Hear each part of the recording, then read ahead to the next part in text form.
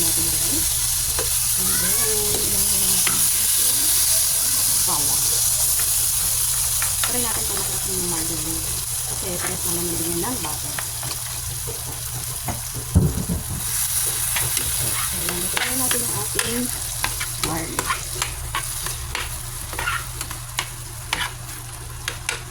Ito na yung ating garlic. So, lalagyan natin yan ng ating tomato paste.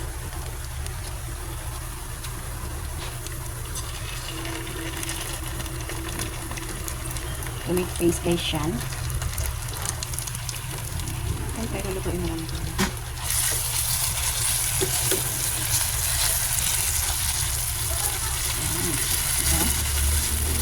Kaya na guys, may pinaingay ang ating katalijuan. So, pagkatapos na, nalagyan natin ng kansing toyo. Then, konting water. Nasitin na natin yun. Then, ang konting water. Ay, gusto pa tayo pa rin siya madilim. Parang nakatabi tayo ng kalsada. Konting water guys. Then, syempre yung ating seasoning guys. Ginawala ang ating pampalasa. Kasi hindi na tayo perfect chef. And then guys, ang ating sugar.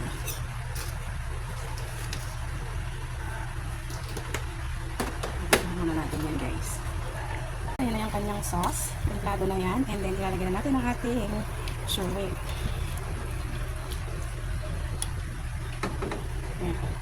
Pakulan muna natin yan guys bago natin siya haluin.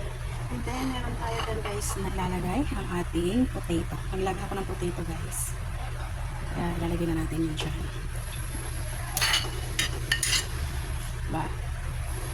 Then papakulan ko na yan guys. Kaya i-cover muna natin yan. Natin ang ating shrimp, buttered shrimp guys na mayroong patatas. So muna natin yun guys. And then syempre pakutuyan din natin yung kanyang sabaw guys. Kasi medyo manaparami yung ating sabaw. So, pero okay na rin naman yung lasa niyan guys. Kaya ayan ang ating buttered shrimp with patatas. Wala kasi akong nabiling mais guys. Lalagyan ko sana siya ng mais. So yan muna for now ang ating lunch.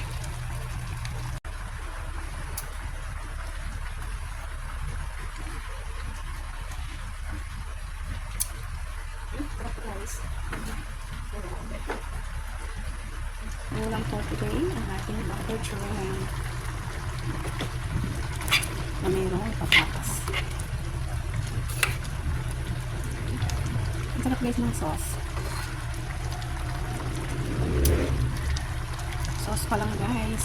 Busog ka na. Diba?